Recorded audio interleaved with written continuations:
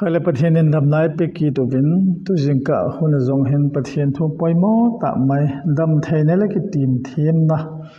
ban zomin pakai pathian in mi te chu dam thei le phadingin ana dejin si chu thu hil poimo ta mai ana pin hai gupta mi te zip mi te hive nat na tam ta ine yuve ti thu pi mang sa he in haulim khom lengo hin abana exodus bung som la khat sang som ni le gu ba azau wa lang ho pakai na pothian o hi chingthei ta na nga yuwa amit mo wa adi jeng chu na bolwa chule a chon dan thu zo si na ni lova a hi le keiman egypt mi te chunga ka chu sa hiche na thu hi khat sa yong la chungwa ka chu sa lo ding a hi aje chu keima nang ma dam sa pakai chu ka hi atin he pakai pathinin ami te ho chu zip mi te ho nat na namuwa ki chat ta ka che ho nat na chu nong ho chu sa lo ding a hi ajesu nang hon kadan thupi te ho chingthei ta na nga yuwa kamit mu a adi jeng na bolwa a hi le hiche chon na dan ho chu phatian na ni dwa hi le zip mi te hi ve nat na ho chu na ve lo ding wa hi atin zip mi te hi ve nat na ho I ve lo na di wa chu I bol nu en khat chu pathen thu se ngai ding pathianin athiang abu nane alo diu ati ho phatia asia khan pe ding ti he hin che ya chu egypt mi te hi ve nat la ho chu I pi hi ya tu la ya e ho christian te ho inat now hi ve che ho hi I pi hi ya ti ho yong hi pha te I ve wa pathian mi te chu dam thei ding la hoi ding la pha ding la ama ako pa thian ma ai ho jong athian ding a de ji chun hi che hi ana sei kho moi tin a hin la hi che ai ki sei jing lai hin mi loi khat chun ne le sa thing na thing lo ho hi Israel te de hi Old Testament lai hi tai tia lunggel su tu a sei loi jong amen cha yu se pathian thu I ha them lo ji o hi ti jong hi se do lo mon a ye chu sa thing sa bu hi ya sa ya mi hem hin sim pa yo he koi ham mi ti ai le pathian Jesu Christa mangsa aman an se ma hin kolosa bung khat sang som la gup som la nga som la gup asun ama chu mu thelo pathian lima umahin thil sim zo se la ping mas pen a hi aje chu ama chu thil zo si ki si mahin wan chunga hi hen le si chunga hi jong le mu the hi hen mu mo hi jong le lal to le hi hen vai hom langam hi hen pi put na hi hen tha ha thole na hi jong le thil zo se ama si mahin ama dinga ki si mahi atin thil zo se hi ama si mahi Jesu Christa hi papathinin aman sa ama wanga ama khula kuna kisi mahi ama khutta asi mahi thilzo se ama sim lo I majam pon ama si mahi su ke yeti thilzo se ama wanga ahin thilzo se ama lowa khat cham pon hi che bible chang them hat hom tho jepin ahin la English version ahin chunagang te version la jong hi ga bet lai da God created everything through him and nothing was created except through him. Ama zalo wa kisibi ma umpun. Til kisib cheng hi ama asim lo bang ma umpo atin. Tachun Jesu Christa hi til yakayo si kisib ahin ama asim lo I ma umpo. Ama hi til zo si sim pa pathin hi. Ai chu pathian te chu thakhat a hin pathian chu pum khat le ke to ka pa chu thakhat ka hi ti hi chun imayo si initiative chu Jesu Christa mangcha pathian a si ma hi ti hi se do no mun Hebrew bung som le thum chang sagi chang a kona get chu simala pathian thu ni hilawana sungo vai potel chu gel do jingun chule ama honun le khala kola sodo gelun lang ama hota san umchan chu thobin Jesu Christa chu zan hi tu ni chule atun solen abang a hijing in he thuil ki dangut chum ho ki lo amang sa hi Jesu Christa chu zan hi tu ni atun sola siam tila kola tu ni chana ki hian lo hin ama na thiang ti chu thiang lo ti chu thiang lo hi ya ka yo si ama siam pa chun ami ten chehine le wang chu mi ma ding in phapon ti ho ki chen ta he ya chu aman na ne lo ding o hi ati hi che sei pa yo hi koidang helowin Jesu Christa ma hi ai na ko pa wa thian bangin nang ha yong nun la khan zo sia thiangun a Jesu ke ma ka thian je in nang ho yong thiangun atin chehi Peter le kha sut 1 Peter chapter 1 verse 15-16 asu kei ma ka thian je hin nang ho yong thiangun tin akisuni ti le hoila ya kisunham akisut na suga ha la do kin ngain chekisut na chu le Leviticus bung som la khat chang som li le lia ko na hi sima hele ije enimiti le ke ma pakai na pathienu ka hin hizia chu nang ho na ki su thiengu wa athieng na hi dingo hi aje chu ke ma athieng ka hi ipila ma thien di ham noi lang hi ga sim jom na chule le chunga ki thol thogan hing tapo nang ho na ki su bo lo dingo hi ije enimiti le ke ma na pathienu hi dinga Egypt ga ko la na hin pui do wa pakai chu ka hi hiche jia chu nang ho na thien ding wa hi aje chu ke ma thienga ka hi hiche sa ho vacha ho tuila wa le a hing thei jo se chu le chunga ki thol tho chung changa dan thu hi abo la thieng khen na ding chu le sa thieng sa ne thei le ki se khen thei na ding hi adin chen na ko pa wa thian bangin lang ho yong lan nun la khan la thian ding hi ai chu ke ma ka thian bangin atin he che hin Egypt gama ko na hin pui do wa pakai chu ka hi atin Egypt ba ko na hin pui do Israel te pui pa chu ko ham te la Jehovah Jesu Christa ama ta hin ai chu hicha sung pi chu Christa hi hicha tui adon naw ayo phal na gam thiba ko na hin puya mana hin pe hin ching jing pa chu pakai pathin thilia kai jo se siam pa pathin hi ye chun nang ho na ki su thieng ding wa hi sa awa ba ki thol a thieng lo chawa chu na ki su bo lo ding wa hi atiai le loi khadin che hila khil ki tin sa thieng sa bo chu Israel ta di hilo ham hwa ding hi ta poi ti se ki da bin che chu he poi tu ne hin pathian thu la ding dal he a hi bang tai la dio Israel pathian Jacob pathian Abraham pathian Isaac pathian Jacob pathian iti pau hat chunglung pathian chun siam tila kona a thieng le abo he ana siam sa hin pakai Jesu Christa ama ta in asim hi ti Bible sang yo sim do atawin chiji a chu sim tila ana sim sa hi na chu sim til bu bung sagi chang ni na chun sathieng zo sila akunin anu le achal tu sagi chule sathieng lo zo sila akuna anu le achal tu ni chi nangma to khom dinga na la dinga hi Wanole si chon sena alu dim pha la pathenin su mang ding ati la ya chun sa achi khai ding ho tu ni chi ati in ai na sa thieng ho chu kop sagi tu sagi ati hin I pi hap iti ale ama san jong in sei ta win sa thieng ho chu mai cha ma pe ding chu ki thale ne ding an che lo hui ngom lo pha la yong chu sa thieng ho chu ama hon ane ding mo hin sa thieng ho chu ane thei diu mai sam pum wa pe thei dingu sa thieng yong chu ane ding da lom ki tin athi san athau ki ti hoi ki ningei lo atin chule mai cha ma chu sa thieng ho ki pe hin mai cha mai sa thieng lo hoi ki bol lo hin gang te sunga si ilanga ka chia thu ka ja khat chu oi hele ki pa la mai cham hi ta ta hasiat na mai cham hi ta mai cham siam ding in vo cha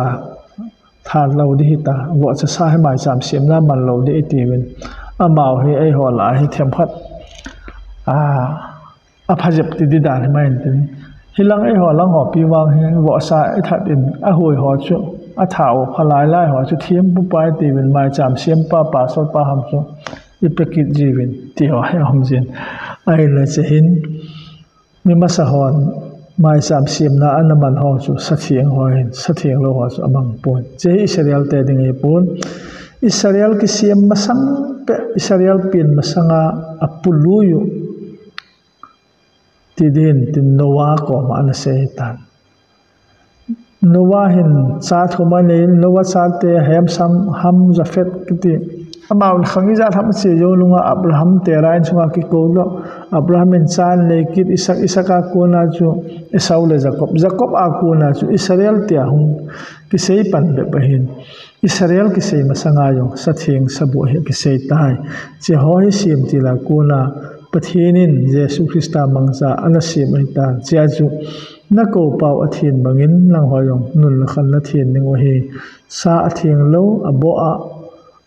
ba ki thol wa chu ki su chiang hi un atin he hi che hin loi khaden het khil khalam ki din Jesus Christa cross athi jonunga New Testament khanga he sathing sabu ta pui tawla toi thuai le thiang jeng he aje chu pathian thu kon le tawla ki su thiang hi atin che hi tawla ki su thiang ati lai ta hi ikila awa amasang hi ipi ham ti hi ipong do po changa lai ga avela jun aje chu pathian thua kun adi ja pathian thua kun le tawla ki su thiang hi pathian thun asu thiang lo pathian thun a thiang lo hi na bol lo dingo na ne lo dingo athilung jong na to kha lo dingo hi che ho jo se nang hwa dinga athiang lo hi tia pathian thua kuna ki thiang lo ho chu i tin taw jong la chun thiang di lo di aje chu Jesus Christa chu jan he tu ni ki khel lo hi atun son abang a si nge hi atia la siam ti la kuna athiang lo ding mong ana siam chu leisit lai chana thiang lo di ti na hin Jesus Christa cross a athia chu nele sa athiang lo ho su thiang lam hi pon tuan sot a thi na changding ho chu tuan sot hin the na dinga kot hu hing na kot hung hon pe ita salowa ama thu pe ju la tuan sot thi na ko na tuan sot hin na inei the na ding wa Jesus Christa hung thi ja chu sabung sa thiang ho yong an su thiang hi ta tiram pa he pon ai lo le Old Testament la pathian thu dan ho yong chu asu be hi tai ti yang lo hi di pon hi che hin he thiam lo khat chu Jesus Christa cross a thi ta ja ju New Testament khang hi tan tholom ho yong ngai te lo so ma khat ho yong pe ngai te lo ti lam hi pon so ma khat ho yong hi ho bung adin lai chan tu lom so ma khat ho jing ding a ye chu hu hing la thu kha missionary evangelism hi che jing di hi ji a chu sol sa polen Korin bung ko na ho an se chu thiam pute hon mai cha ma ne ding a mu bang wa chu hu hing na thu pha thang sama kalsun hon long ane ding wa lom ta hi ati banga chu dunia hi Jesus Christa thi mana chu che ho yong chu be hi de pon Jesus Christa cross a thi ja yong chu dam the na dan hel lo ki ti ho yong amang hai pon le se da i mo wa ta sa le thi san phe le vo in nei lai chanawa pathian in athiang lo ati ho chu ita san a zo lo di hi ja chu acha te angai lu mi te ho chu na ne lo diu ati hin Israel te adinga ne dinga phal pi e wa dinga phal pi lo ai lo la ama wa dinga ana phal pi lo e wa dinga a phal hita ti lam pangai bon Israel sa te hon jong ade da no pathian ko ma apila bolawa che ati lam wa bon pathian chun ama de dana chu ami te chu bolding le zui dinga agut ahin hi che pathian Israel pathian Jacob pathian Israel pathian chu nang la ken pathian ai nei kit ja chu ama de dan ila ungai hin hi che Bible sang he min he thiam lo je in pathian thua kon le taw la ki su thing atia la pathian thua athianga ki se ho chu athiang ti na hin a hin la hi sang hin a sei do anom chu a hin hagaw thing in ki chen ta la se ye ni nung lam le mi akim khata san la kon la pul haling hagaw ho mi su lam wai do ha le thila thu hila hong lung lut diu hi we thila thu hila ti yang chu he chu ama ho sila pha he na chi sa ki dep ta bang ni pha hlem thu yo se ho ko na su do hi ama ho chun ki chen kha mun ata san le thuta het to a thangwa puma ane dingu tia pathian thil siam ho chu ne ding azadawe pathian thingai tia asiam ho yong chu azadawe kichen no khamun pathian thu sei ding hin khwa dedication ke bol lawala ma su pathian thu sei dinga lo ma hi poitia ji nei lo ding pasal nei lo ding ti ho sister father ki ti ho che ho ta bang mai hoya hong kun ham ti da thila thu hi la hi ati nei ta san na pathian thu ko na pul ha atin chi je chun che ho he thiam na ding wa bi sei hin ama ho na thiang poi ne ding kham jong le pathian thua ne dinga athinga ki sei ho chu I ti yong la ama ho se ya bu chum de thei ding he pon pathianin ne lo ding tia abu ati ho yong chu I tabangin tao thiam mi tin sei thiam yong lam thiang de lo hi ti chu sei do anu mun he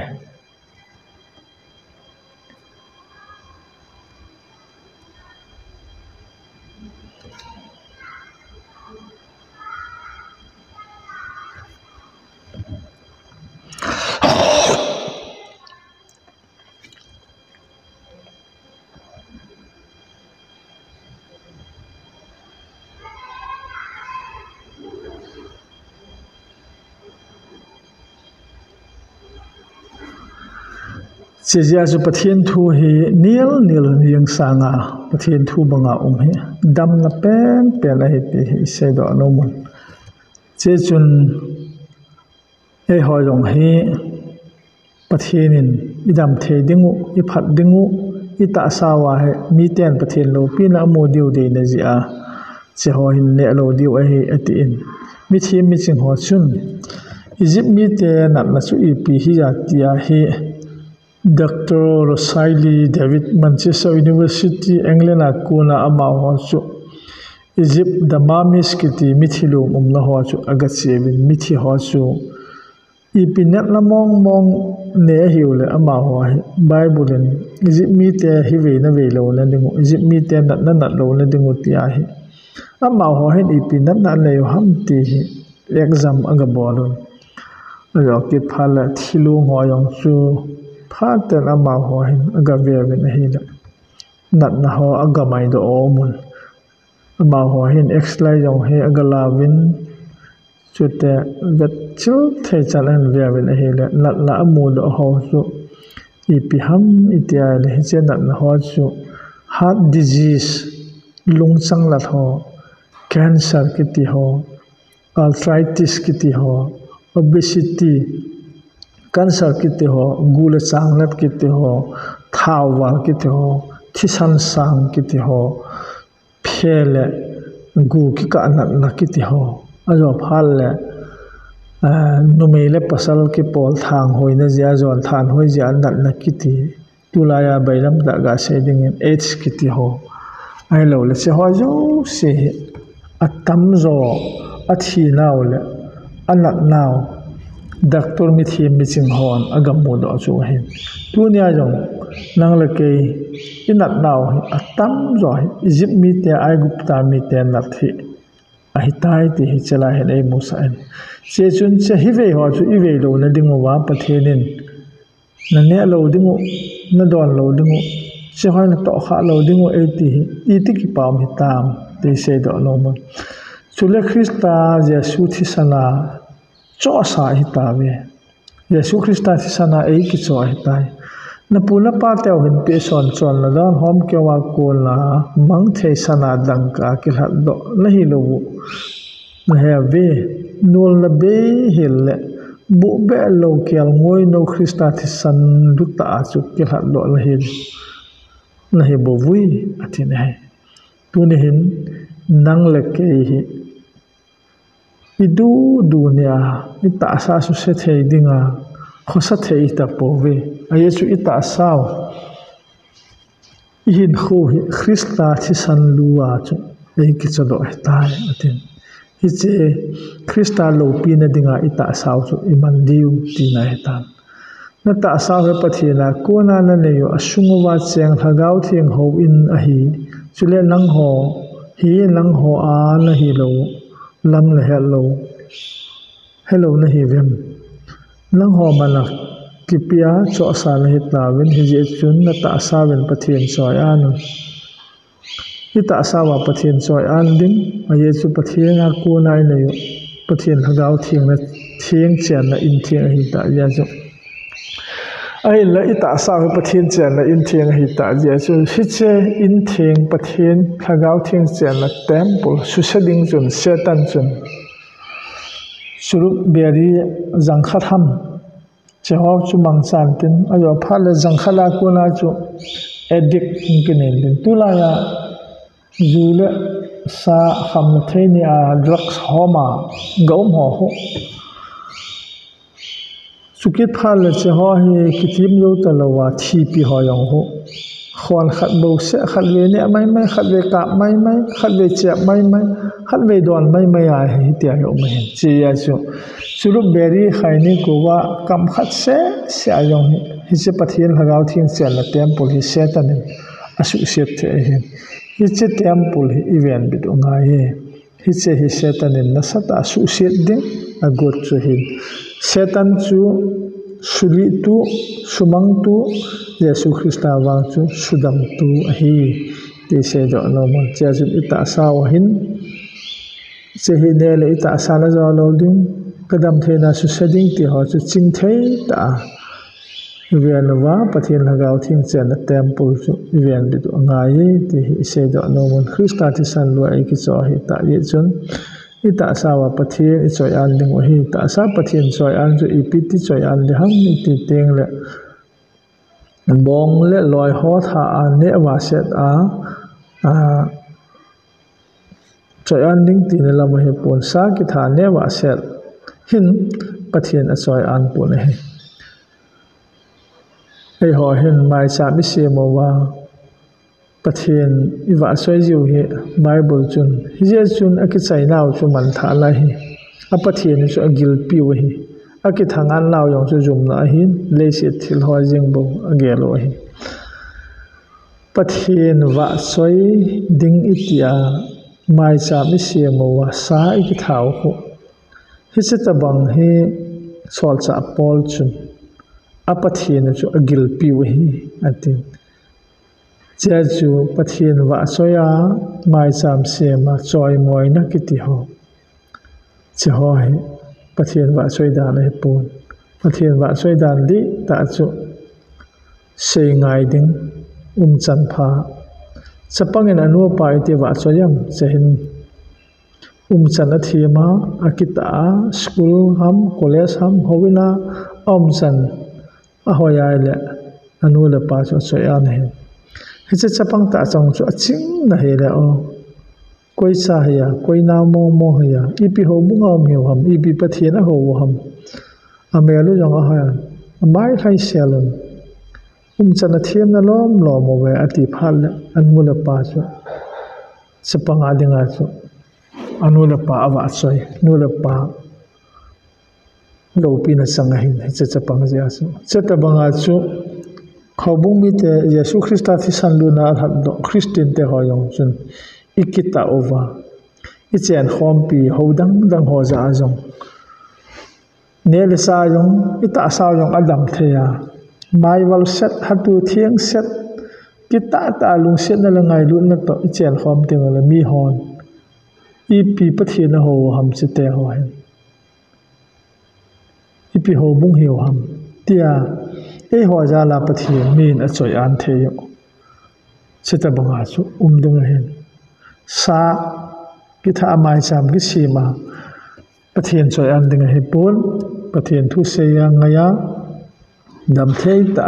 san them ta mole pathian choi an ding he chia chu ei ho hi pathian hangau thiang chian na in hi ta je wa chu ita saw hi event phat dingu mi ho chun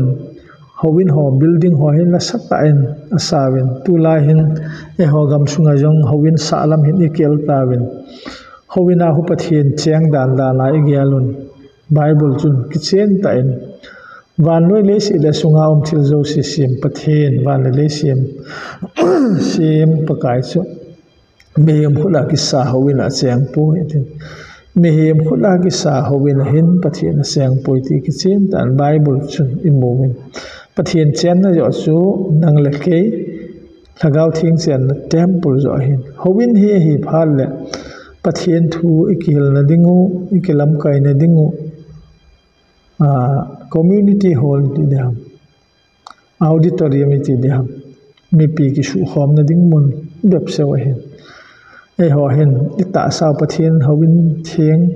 lagau thieng chen na in thieng zo hi asumang theding asu se theding kine lut la ki don lut la ai wanga howin langa howin sa la ding suma tiula mai phat i hol je ham mi ho sei phat ding nop je ham sumle pa yong it lo be a thale jong yong it lo be a panila ki tu che cho se ke ti nai pon ai la apoi mo zo chu ita saw pathian lagau thiang chen na in thiang zo chu pha tia asu se theding nele cha phalo ho ko na event bit dingu pathian i soi an dingu tiang chu le howina ki su khom tiang le i thu se jong a hello le mi hon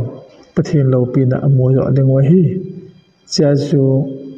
ni yam phut a ki sa howina chun pathian a chang pun pathian chen na jo chu ei ho in hewiti bible in ki chen ta le se pe man he pathian howin thiang hi lamu ki hello je un pathian chen na lo zo howin zo chu iza bo ji ta ne poi mo ma yang in second korean bung group sang so ba group so na sagya chule pathian in thiang le milim ho kilol la ipi uman izene miti le e ho pathian hing in thiang hi ve chuti jun pathian in jong ati keima ama ho la ka che da chule ka wale ding a hi chule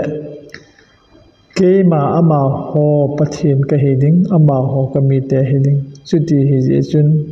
pakai chun ati nang ho ama ho la konin hung pot lun chule asumin umun chule thilbu tongkha hi helun chule keiman nang ho kala lu ding na hevi nang ho chuma umun thilbu tongkha hi helun thilbu ho chu ne ma hilo tongyong tongkha hi helun atin ai chu ei ho hi pathian in thiang hi wa hi milim ho ta kilon la ipi umam pathian hagau thiang chen la in thiang mana ai ki cho sana dangka ai ki that hilo bo be lo chon sit la be lo jesu christa pathian kial ngoi no thisan man lu ta chu ei ki that do hi ta je uchun ei ho tu mi hi ta lo bu ei cho do pa a hi ta je wa chu ita saw hin kho ya kai jo si ei cho do pa de da na e man ding we tai ti chu chen ke chen ta na chu ti hi je chun pa kai chun ati lang ho ama ho kun chun hung pon on pathian he phalo ho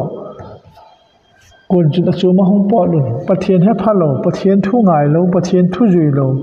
pathian thu ai lo ti phal la non christian ho yesu christa thu sim he phalo ho nahi sa kha deu ki cha lo ne pathian thu hejing pathian thu bible ha tin ki suni ti hejing puma jui lo ho chu pathian thu oi lo ti nai pathian thu jui lo pathian oi lo pathian thu oi lo non christian ho khu he la pathian thu zalo ahen ama ho khun tu na lang la ke aza ho ta bang he zaw hen lang hi le pathian thu chu azui te te de we ama ho pathian thu zalo la hello la e ho wang pathian thu zui lo ประเทศทั่วจุยโน้มโลมีนั่นเสียงเลยเสียคอยแต่ใจยังละหลายเตี้ยกี่จอนให้ขอมาอย่างไรตัวนี้เห็นจุดที่เจจุนนั่นเนี่ยอุจงเลยนั่นโดนอุจงเลยนั่นบอลโจเสียวประเทศเราปีนี้ยังดึงเงินบอลอินเนี่ยอีดอนฮอให้ประเทศเราปีน่ะบอลเรื่องตีคือปีห้ามตีแหละประเทศนี้อภัลฮอประเทศนี้หัวดึงเนี่ยดึงโดนดึงเทียงอบุเอเชียนปีหัวตุอีดอนไล่ละประเทศเราปีน่ะจังประเทศจะบอลละจังร้อยขดินจะเหียฮิโลละมินละเอ็นประเทศจะลาหอเทียงโลหอคำนั้นเทหอจูลิสานเนี่ยนั่นเนี่ยนั่นโดนประเทศเราปีน่ะยังบอลลุ่นตีตาวันละปูฮิจไบเบิลสร้างหัวปูฮิดาสิมจีวินจะจุฮิปน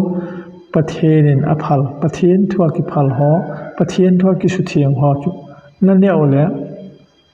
ประเทศนั้นจะบอลเราประเทศโลปีนั้นนะเปียเราประเทศทั่วอาจารย์นุ่มโลประเทศทั่วอบุอหีเทียงโลหิตีหอ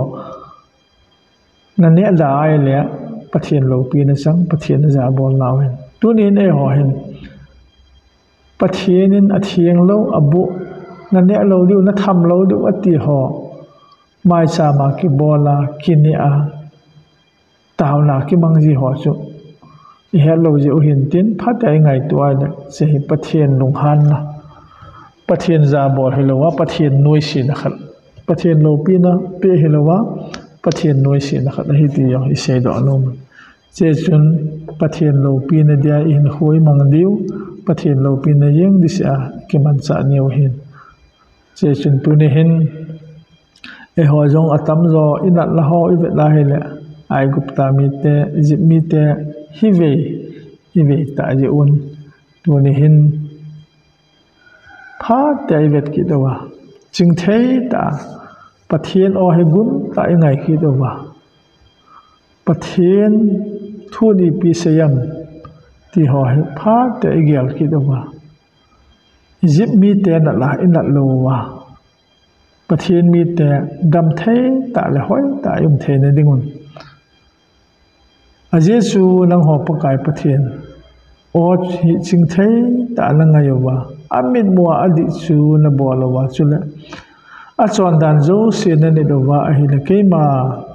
จิมีเตจุงากจูสาหิเจนันนะหอยขัดจายง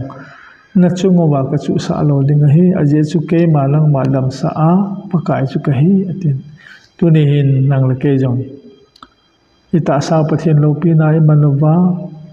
ดำเทนะหอยอินเอเทนะเรื่องกิเวียนว่าประเทศนี้ละพันโลหอยดาลาว่าอียิปต์มีแต่ละหลายละโลละเรื่องงูประเทศนี้อัทูอิเซฮออิจิลดอฮออิโบนว่าเรื่องพัดเทเอโบตาเวโนก็คิดไป